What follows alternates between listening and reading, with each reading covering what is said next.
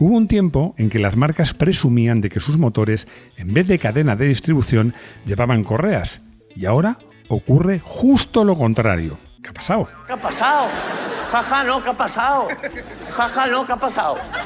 Os lo vamos a contar y, como no, saldrá a relucir el tristemente famoso motor PureTech de Stellantis.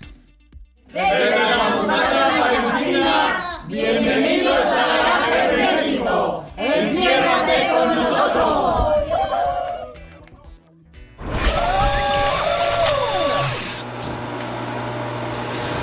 Varios de vosotros me habéis preguntado por este tema y la verdad es que pensé que no daría para un vídeo, pero luego me he puesto a trabajar y digo, no, claro que da para un vídeo. Da para un vídeo e incluso a lo mejor para más de uno. La pregunta es si es mejor la cadena de distribución o la correa de distribución. Y yo lo adelanto, al final del vídeo me voy a mojar. Imagínate esta situación. Llegas con tu coche al taller, el mecánico lo mira, se acerca a ti y te dice la fatídica frase de hay que cambiar la correa de distribución. Lo primero que preguntas es cuánto te va a costar la broma. Y la cifra del presupuesto te hace sudar o llorar. Depende del coche y del taller. ¿Sabes por qué lo sabes? Que es un mantenimiento imprescindible. Y te preguntas, ¿por qué tiene que ser tan caro? La respuesta a esta pregunta y la razón por la que algunos de los motores PureTech o PureTech, como queráis llamarlos, han sido tan polémicos es una de las cosas que te vamos a contar en este vídeo. Una mirada al pasado. Durante décadas, la correa de distribución ha sido un componente vital, lo sigue siendo, de nuestros coches y en ocasiones una pesadilla recurrente para los propietarios. Y de repente un extraño. Me encanta el título de esta novela de Yolanda Revuelta que trata sobre las segundas oportunidades, como es el caso, porque de repente la industria automóvil, que había cambiado de la cadena a la correa, cambia otra vez hacia el sistema que se crea obsoleto, la cadena de distribución. Surgen muchas preguntas. ¿Por qué se está volviendo a la cadena de distribución? ¿De verdad es un sistema completamente libre de mantenimiento? ¿Qué motores actuales la usan? ¿Dejo de comprarme un coche porque tenga correa en vez de cadena? Te vamos a responder a todas estas preguntas y alguna más, pero como siempre, como es costumbre de este canal, vamos a empezar esta historia por el principio. Y el principio es... ¿qué es y para qué sirve la distribución? Te lo contamos con todo lujo de detalles para qué sirve, cómo funciona o la distribución en general en un vídeo que se titula Distribución clave en un motor. Pero por si eres un vago y no quieres ver el vídeo o no lo quieres ver otra vez, te lo vamos a resumir de forma fácil, sencilla y rápida. Un motor de combustión es una máquina muy compleja donde hay cosas subiendo y bajando a toda velocidad con mucha temperatura, que todo esto pues tiene que ir absolutamente coordinado. Y la distribución es el director de orquesta de un motor. El movimiento del cigüeñal, que como sabéis es la pieza que hace que los pistones suban y bajen, tiene que ir absolutamente coordinado y sincronizado con el movimiento del árbol de levas, que es el que hace que las válvulas suban y bajen. La distribución, como os digo, es el director de orquesta que se encarga de sincronizar todos estos movimientos. Si una distribución que esté bien o si se rompe algo, la correa, pues los pistones chocarían con las válvulas y es que no es que el motor se rompa, es que se destruye por completo. ¿Y cómo se lleva el movimiento desde el cigüeñal al árbol de levas? Pues básicamente hay dos sistemas. O pones unos engranajes y una cadena o pones unas poleas y una correa de distribución. Como os decía, la cadena fue lo primero que se utilizó, pero desde hace, yo diría que unas décadas, los fabricantes, muchos de ellos, no todos, pausaron a utilizar la correa y ahora casi todos vuelven a utilizar la cadena. Menudo lío. Aquí voy a hacer un alto en el camino y voy a incluir una nota para los más expertos. Una nota gracias a este libro, por cierto, más viejo que yo, que mi padre lo forró, es el Ariaspa de Motos, una edición de 58. Porque hay más sistemas para llevar el movimiento desde el cigüeñal al árbol de levas. Uno de ellos es la cascada de engranajes, que lo estaréis viendo porque Rodrigo se ha tomado la molestia de hacer una foto. Bueno, son un montón de engranajes uno detrás de otro. Esto Se sigue utilizando sobre todo en modelos o en motores de muy alto rendimiento, de motores de competición. Y luego hubo motos como Java, Nimbus o Norton que utilizaron lo que se llamaba un eje de rey. Echad un ojo a las imágenes porque es muy curioso. Es un eje que lleva el movimiento de cigüeñal hasta el árbol de levas. Es un poco más complejo. Y son sistemas, sobre todo del eje de rey, que están en desuso. Y la caja de engranaje se sigue utilizando, pero en motores de competición, pero poco. Correa, eficiente pero frágil. Como os decía, desde hace unas pocas décadas los fabricantes pues, decidieron utilizar correa en vez de cadena. ¿Por qué? Por 3 razones principales. Es silenciosa. Muy sencillo. Es un material elástico, que es caucho, reforzado con fibras y su funcionamiento es casi inaudible. Es barata. Fabricar una correa de distribución para el fabricante es más económico que una cadena. Una cadena es mucho más compleja, tiene 2 eslabones, un montón de piezas más. Esto reduce los costes de producción del vehículo al fabricante. Y es ligera. Todo pesa menos y menor peso, pues eso siempre viene bien. Sin embargo, tiene un gran problema. Es un componente sujeto a un importante desgaste. Esto significa que la vida útil de la correa está limitada por el tiempo o por el kilometraje. Un fabricante te puede decir que la correa de distribución de tu coche tiene una duración de 100.000 kilómetros o 10 años. Vale, pero ¿qué pasa si el coche está parado mucho tiempo? Cuando yo me compré el SEAT León de competición llevaba parado 5 años. Por supuesto, lo primero que hice fue cambiar la correa de distribución. ¿Qué pasa si el coche está a muy alta temperatura o con cambio de temperatura? Porque el material así se degrada antes. E insisto, esto es casi lo más importante del vídeo.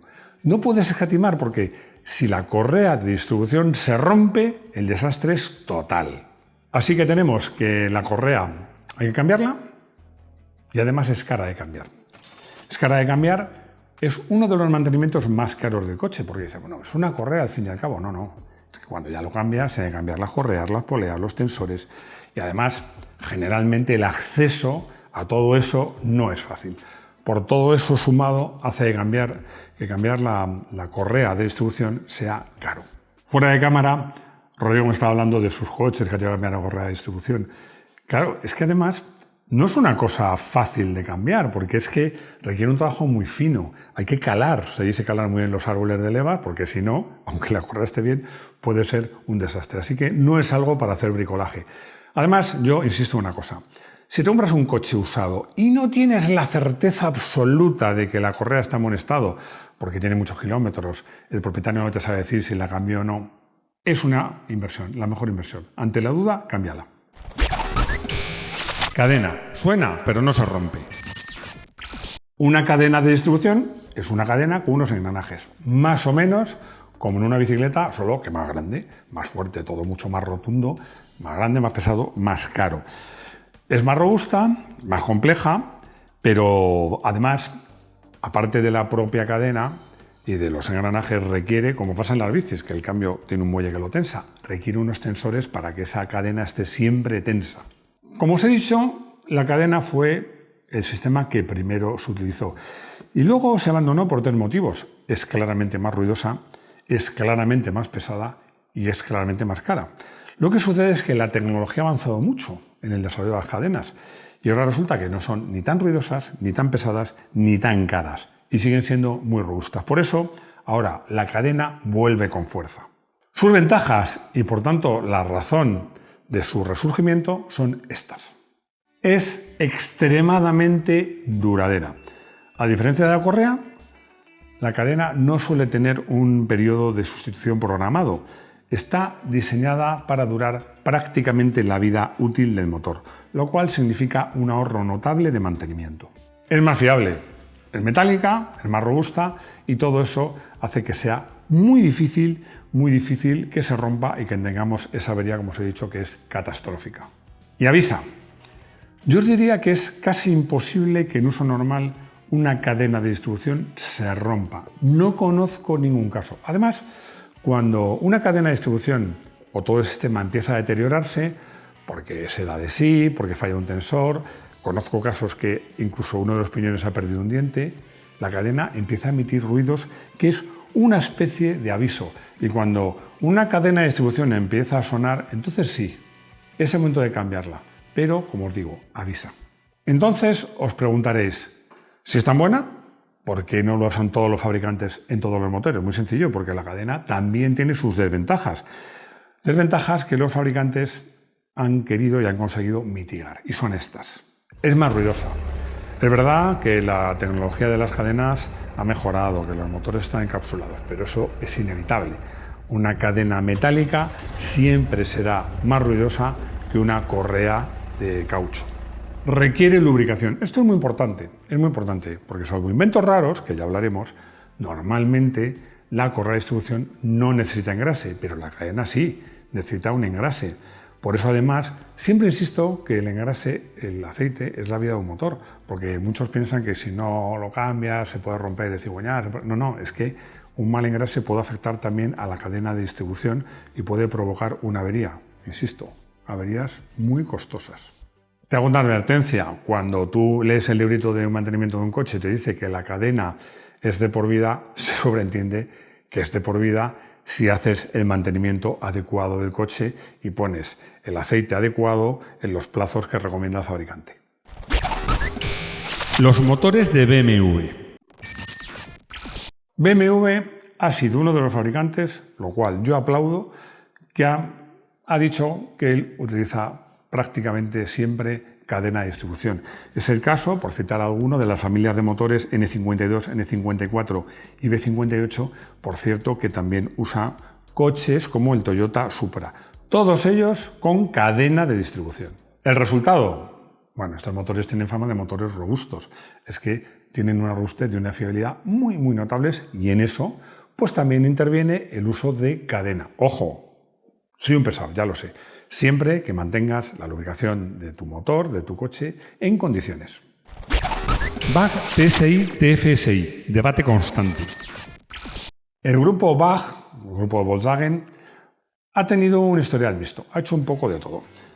Los motores TSI y TFSI, sobre todo los primeros de 1,2 y 1,4 litros, usaban cadena de distribución. Curiosamente, estos motores dieron algunos problemas, porque tenían problemas los patines hidráulicos, que es lo que mantiene la cadena tensa, y los patines, que los tensores tienen esos patines, que es lo que roza con la cadena. Bueno, esto hacía que la cadena se estirase.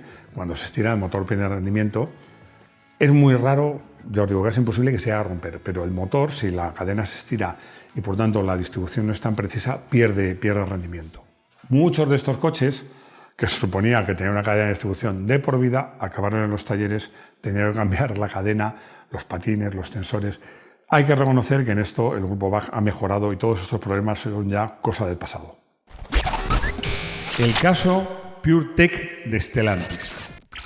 Y ahora llegamos a un caso que ha causado un verdadero terremoto entre los consumidores, sobre todo entre los propietarios de estos coches. Me refiero a los motores PureTech, hay que le llama PureTech, como queráis llamarlos, del grupo Stellantis, sobre todo el 1.2 presente, utilizado en vehículos de Peugeot, Citroën y Opel, entre otros.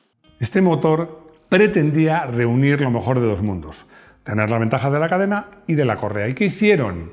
Utilizar una correa, pero en baño de aceite, para tener la ventaja de ambas cosas. Iban sumergidas en aceite. Con eso pretendían tener las ventajas de la correa, pero también las ventajas al ir lubricada de la cadena. Esa era la teoría. Aquí me acuerdo de un actor que le tengo mucho cariño, que es Resines, que una serie ya un poco antigua que se llamaba Los Serranos, siempre decía una frase que a mí me encanta: sin paños calientes. A ver, sin paños calientes. El diseño ha resultado ser un verdadero desastre. La correa sumergida en el aceite se degrada, sus partículas pues contaminan a su vez el lubricante, obstruyen la bomba de aceite y provocan averías aún mayores. Como os digo, sin paños calientes, un desastre. Este fallo ha provocado innumerables llamadas a revisión y ha generado un gran coste para la marca, para los propietarios, tiempos de espera, propietarios enfadados por no decir algo peor. Ya lo he dicho antes, un desastre.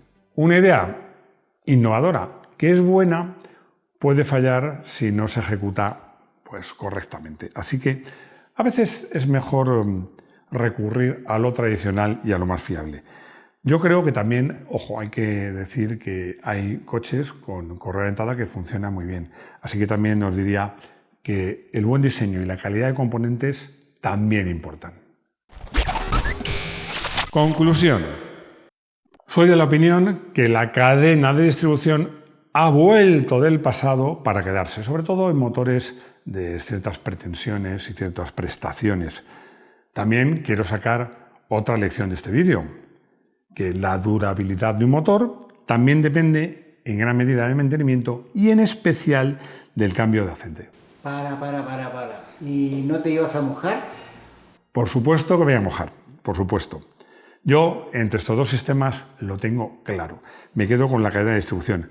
A lo mejor es que soy un clásico, pero yo imagino algo que tiene que tirar de un árbol de levas con mucha fuerza. ¿Qué queréis que os diga? Entre una goma y una cadena de acero, me quedo con la cadena de acero. Me inspira más confianza el metal que la goma. ¿Vosotros qué opináis? Coche del día. He elegido un coche que es el ejemplo perfecto de la fiabilidad que una buena cadena de distribución puede ofrecer, el Lexus IS250 de segunda generación. Su motor V6 de 2,5 litros, conocido internamente con la clave 4GR-FSE, está equipado con una cadena de distribución de doble fila, o sea, como si fuesen dos cadenas. Este diseño robusto, combinado con la meticulosa calidad de diseño y montaje propia de Toyota y gomas de Lexus, ha demostrado ser prácticamente indestructible. A diferencia de muchos rivales alemanes de esa época, el IS250 rara vez presenta problemas de distribución y se ha convertido en un referente de durabilidad a largo plazo, demostrando que la vieja escuela de la ingeniería, cuando se aplica con precisión, puede resultar en vehículos realmente excepcionalmente fiables. Un verdadero ejemplo de por qué la cadena ha vuelto a ganar el respeto y la utilidad que se merece. Consultorio. Reconozco que las preguntas de hoy pueden generar cierta polémica. Por ejemplo, Editor me pregunta por qué los fabricantes siguen usando correas de distribución si la cadena es tan fiable. Me pregunta si se trata de una estrategia para forzarnos a pasar por el taller. La respuesta es que, para mí, la principal razón de los fabricantes para usar correa es sencillamente el coste de fabricación. La correa es más barata de producir, más fácil de instalar, también es más ligera y silenciosa, pero yo creo que no la han hecho pensando en el negocio de las reparaciones. Para mí no hay, como he oído por ahí, sobre todo referente a Stellantis, una conspiración, sino simplemente una decisión en la que se prioriza pues, el precio sobre la calidad, así de fácil. Sebas me pregunta si con la llegada del coche eléctrico todo esto que estamos hablando, cadena, correa, pues no es un debate estéril. La respuesta es que no.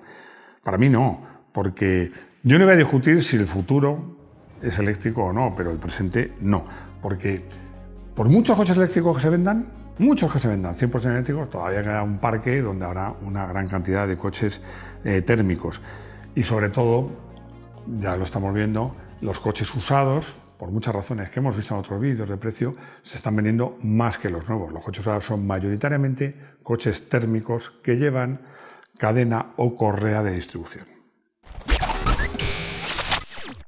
Tal como suponía, este tema ha dado por un vídeo y yo creo que puede dar para más de uno, porque muchos de vosotros me lo habéis preguntado. Espero que hayan quedado claras todas vuestras dudas y si no, tenéis el consultorio y si no, me tenéis a mí. Muchas gracias por seguirnos, por estar ahí, por compartir, por darnos like, por comentar, por suscribiros si no lo estáis, que ya va siendo hora, y si sois miembros del canal y nos ayudáis a mejorar, pues fenomenal. Y nada más, lo más importante, espero veros aquí de nuevo en nuestro garaje hermético. Hasta pronto.